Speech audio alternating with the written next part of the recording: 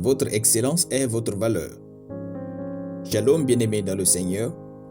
Notre méditation du jour s'intitule « Votre excellence est votre valeur ». Nous tirons notre texte dans Daniel chapitre 6, le verset 3, qui nous dit ceci.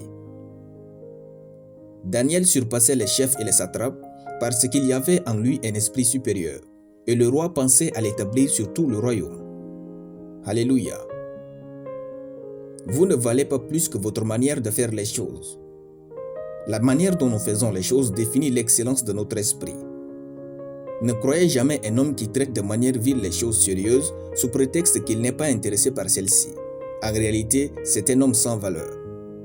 La valeur d'un homme se révèle dans sa capacité à faire les choses insignifiantes avec sérieux et excellence. La valeur d'un homme ne vient pas de ses diplômes, mais de sa capacité à faire chaque tâche qui lui est soumise avec excellence. Si vous n'êtes pas sérieux dans vos tâches, vous n'avez pas le droit de demander qu'on vous respecte. Si vous n'êtes pas clair et précis dans votre travail, vous n'avez pas le droit de demander qu'on vous promeut. Si vous manquez de l'excellence, vous n'avez pas le droit de demander qu'on vous respecte et qu'on puisse penser à vous. Dans le verset, il est écrit de Daniel que le roi pensait à l'établir sur tout le royaume. Le roi pensait à élever Daniel non pas sur une part de son royaume, mais sur tout son royaume. Pourquoi? Parce qu'il y avait en lui un esprit supérieur, donc excellent. Les rois ne pensent pas à vous parce que vous n'êtes pas excellent. La limite de votre succès est définie par celle de votre excellence. Vous ne gouvernerez pas ce monde au-delà de votre esprit d'excellence. Devenez alors très excellent.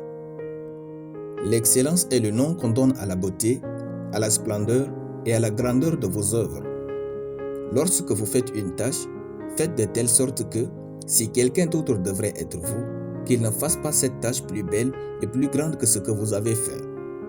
Comme le roi Darius, les grands hommes et rois n'ont pas le temps de penser aux hommes médiocres. Si vous n'êtes donc pas remarqué par les grands et rois, c'est que vous n'êtes pas encore excellent. Devenez remarquable.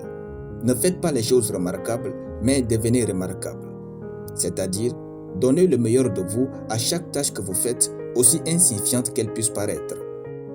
Mettez donc vos meilleures idées, vos capacités au maximum, votre force, votre temps, votre savoir-faire, votre passion et tout ce que vous avez dans ce que vous faites. Soyez une personne de valeur, une personne qui donne son meilleur en toutes choses.